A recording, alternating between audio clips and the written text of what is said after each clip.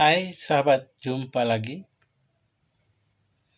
Kali ini kita coba bercerita ya. Kita coba bercerita sedikit tentang isu yang sebenarnya dan seharusnya trending tapi dilupakan, yaitu stunting. Tahu stunting? Pasti ya, tahu. Stunting adalah satu kondisi di mana pertumbuhan yang boleh dikatakan tidak wajar. Tidak wajar artinya bahwa tinggi badan anak tidak sesuai dengan umur. Untuk kondisi Indonesia pada tahun 2024 itu menunjukkan angka di posisi 19,8%. Artinya setiap 1.000 anak ada kurang lebih 198 anak yang terindikasi stunting. 198. Jadi di mana? Nah, ini yang harus kita cek ya. Harus kita cek di manakah mereka berada. Namun di satu sisi bahwa pola pencatatan identifikasi stunting kita itu cenderung biasa-biasa saja. Bulan Februari diukur stunting, bulan Agustus diukur stunting, angkanya menurun. Tetapi tidak ada analisa bahwa apakah anak-anak itu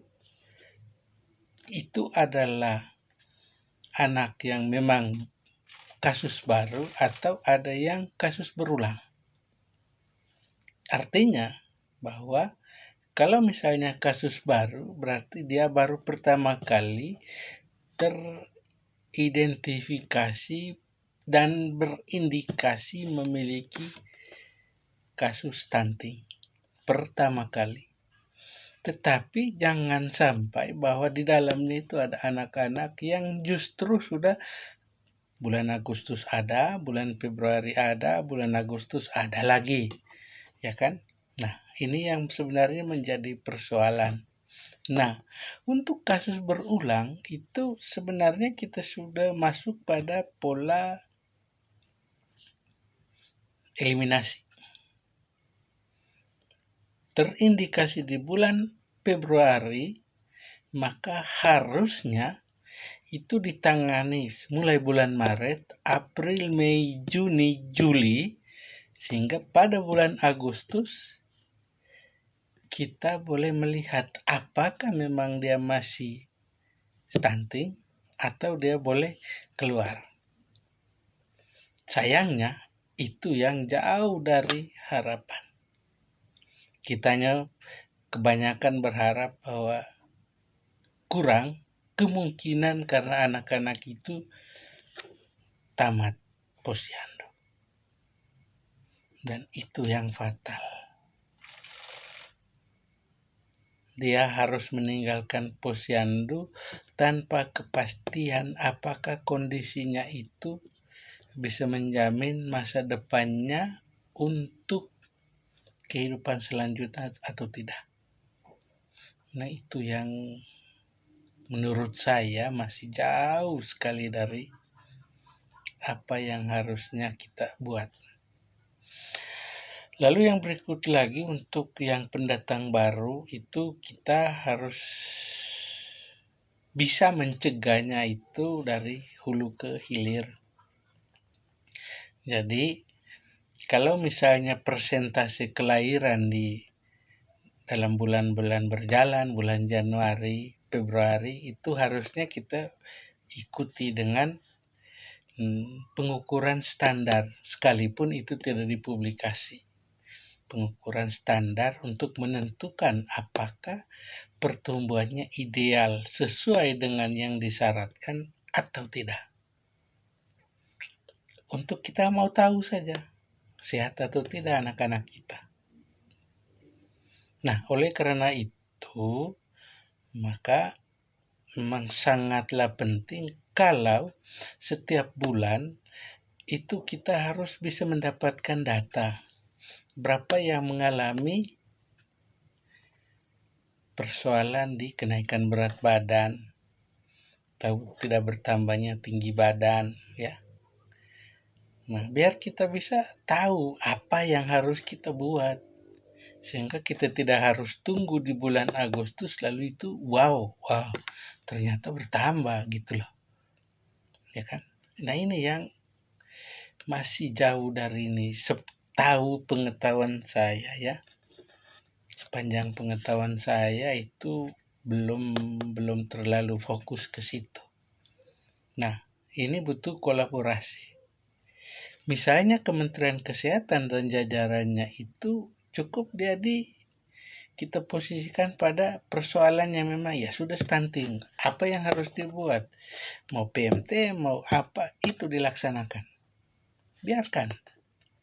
Sementara instansi terkait lainnya itu sedapat mungkin untuk upaya pencegahan. Jadi kalau misalnya mulai dari remaja harus dapat pil tanpa darah, kita pastikan berapa orang, di mana, dapat atau tidak, ada persoalan tidak yang ditemui di lapangan terkait dengan distribusi ini. Dia terima minum atau tidak, itu harus dicek. Demikian juga dengan pemberian makanan bergizi. Ya, ini hal-hal yang sederhana. Yang berikut lagi bahwa stunting tidak sesederhana yang kita bayangkan bahwa hanya tinggi badan. Tapi jauh dari itu. Tinggi badan dan berat badan itu adalah indikator yang bisa dilihat melalui beberapa instrumen. Tetapi yang harus kita perhatikan lebih jauh adalah hubungan antara ketidaknormalan pertambahan tinggi badan dan berat badan yang mungkin berdampak pada sistem yang ada di dalam tubuh anak, terutama yang berhubungan dengan tingkat kecerdasan.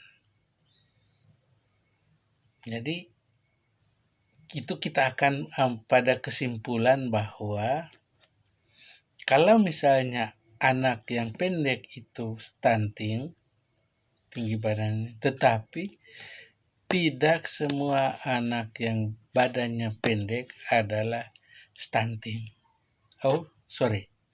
Stunting itu biasanya anak yang pendek, tapi belum tentu bahwa yang pendek itu stunting. Banyak kok anak-anak kita yang tidak tinggi tapi kecerdasannya luar biasa, punya daya saing.